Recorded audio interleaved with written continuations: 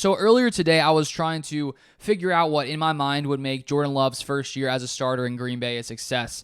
Because he is taking over for Rodgers. He's coming in here to a very young offense, tons of young weapons, made up of a pretty inexperienced group.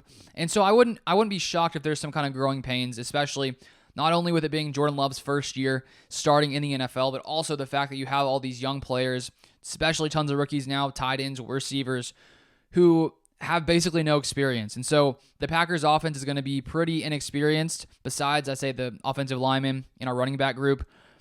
Our receiver room, our tight end room, and of course our quarterback and Jordan Love, very young players who barely have any experience. So I wouldn't be shocked if it takes some time for these guys to sort of mesh together and figure things out. But still, I want to ask the question, what would make Jordan Love's first year in the NFL a success? So as I was thinking about this, I decided I would look back to see how Brett Favre played in his first few years in the NFL as a starter in Green Bay, and then also look at Aaron Rodgers and his stats. So first off, let's start here with Brett Favre. So in 1992, the first year he took over, starting 13 games, he throws for 3,227 yards, 18 touchdowns, 13 interceptions. So not a crazy good year, but not absolutely terrible. Obviously, you probably would have hoped that he threw a little less interceptions. But then moving to 1993, he didn't get better in year two when it comes. If you just look at his stats, 19 touchdowns to 24 interceptions. So in Brett Favre's first two seasons in Green Bay, he threw 37 touchdowns and 37 interceptions. And I was not around at that time. I was not yet alive. And so I don't know what the fan base's idea or opinion was of Brett Favre at that time. But I would assume in today's day and age, if you had a quarterback come in their second season, taking over and starting, and if they threw 19 touchdowns and 24 interceptions, I think the fan base would be trying to get the organization to move on to a different guy. And luckily, the Packers did not move on from Brett Favre, even though he was throwing as many picks as he was at that time. Because if you look at his next 3-4 seasons, he came in 1994, much better, 33 touchdowns to 14 interceptions. And then 1995, 38 touchdowns, 13 interceptions. 96, 39 touchdowns, 13 interceptions. So you can see it took a couple of years for Brett Favre to really get things going and get things working. And I think that nowadays, especially in the NFL, obviously we all want to have success right away. But I mean, if you look at Brett Favre, he clearly took time to develop and grow. And so when it comes to Jordan Love, I think if Love had, in his first season, if he threw 19 touchdowns and 24 interceptions, I think lots of people will be calling for, Jordan Love to no longer be the QB in the organization, which is why I think it sort of shows the importance of giving a player more than just one season to really prove what he can be, because clearly for a guy like Brett Favre, it took him some time to get things, going. I do think with Love, obviously he spent 3 seasons under Aaron Rodgers, so he does have that leg up on Brett Favre when Brett Favre took over. Love has had time to learn this scheme from Matt LaFleur. He's also had time to learn behind Aaron Rodgers, so I do think that would, should help Jordan Love. But now let's look to Aaron Rodgers. Aaron Rodgers honestly started off a little better than Brett Favre did. If you look at 2008 when he took over for Favre, 28 touchdowns, 13 interceptions, 4,038 yards, so very, very good first season for Aaron Rodgers. And then 2009, 30 touchdowns, 7 interceptions. So it got much better. So for Aaron Rodgers, it was a lot more smooth sailing in the first couple seasons than it was for a guy like Brett Favre.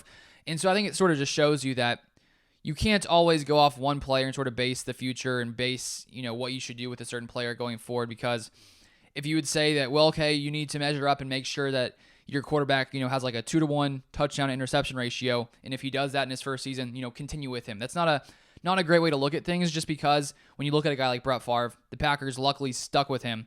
And then I was just continuing this research. I just looked up Peyton Manning just because I was curious. In Peyton Manning's first season, he threw 26 touchdowns and 28 interceptions. So it sort of shows you, don't take the player's first season or even first couple seasons and judge their entire career off of that. And so obviously, I really hope that Love, doesn't come in here year one and throw more interceptions and touchdowns.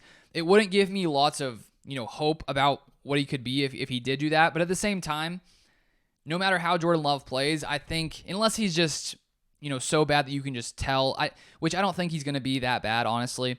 So to answer the question, at least when it comes to me, what I would be comfortable with and what I hope to see. Obviously, I hope to see Jordan Love come in here and play as a top 10 quarterback in his first season. That would be awesome. I think that would sort of show just how much, upside there is for years and years to come if in his first season he does that.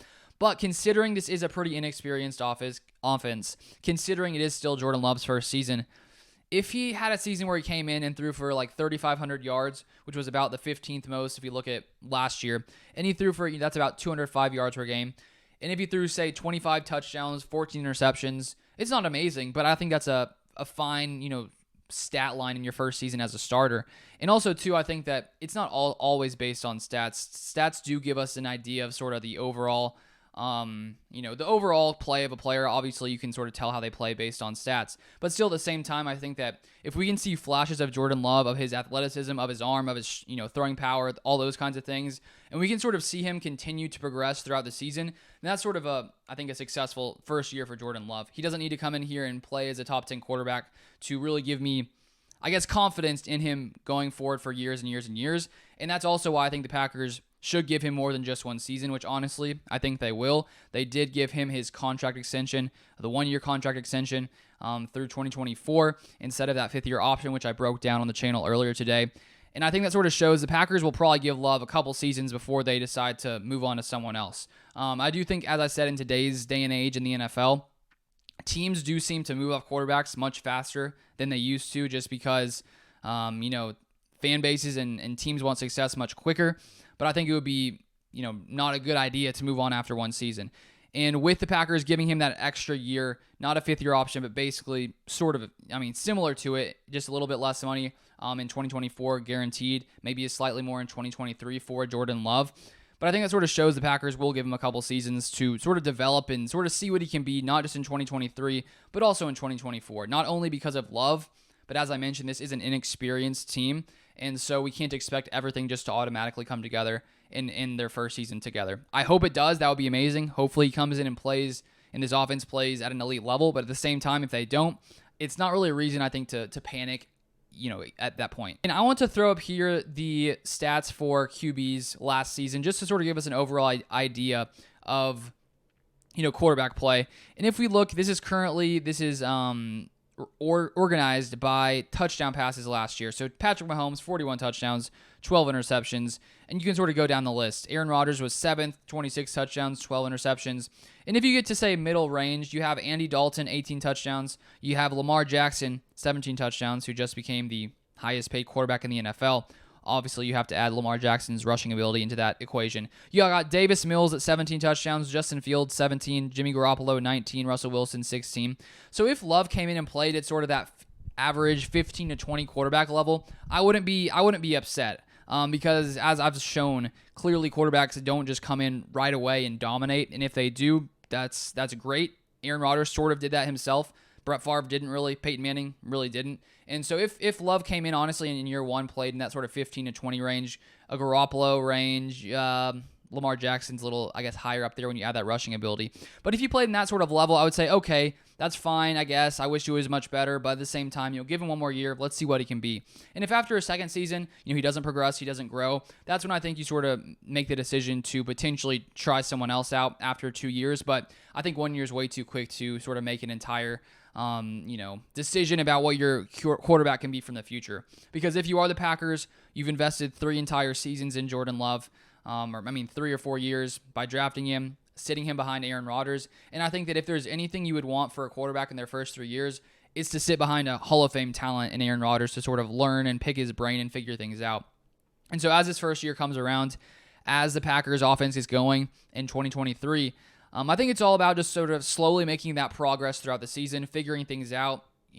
Love building the chemistry with all these young weapons, with Watson, with Dobbs, with Tucker Kraft, with Luke Musgrave, Jaden Reed, all these new players here, which is sort of fun to talk about these other new guys now. But if he can sort of build that chemistry throughout the season, and we can see this team progress throughout the year, then I think that we can hope to see a ton more progress and a lot more happen in 2024 because these guys are young here, and we can't expect everything to work itself out right away. And I also think, too, when you look at the type of offense the Packers have, Matt LaFleur's offense, his scheme sort of based around the 49ers, Kyle Shanahan type of scheme, you can sort of stick a quarterback. You should be able to stick any kind of quarterback in there, a guy who can sort of manage the game and still have a somewhat successful season. We've seen that with Garoppolo in San Francisco. We've seen it with Brock Purdy. And so I think that Love is in a very good system to to really play well no matter what's going on around him, and hopefully we can sort of see that happen in 2023. But I would be curious, please share your thoughts on this down below, what you think would be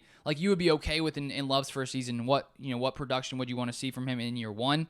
Obviously, as I said, we all want to see him come in and dominate, which I don't think it's out of the realm of possibilities considering he has been learning for 3 seasons, but at the same time, we'll temper our expectations and sort of see what happens as this year goes by. But thank you so much for watching. If you want to stay up to date with all things Packers, feel free to subscribe down below. That is all for this video, and I'll see you guys next time.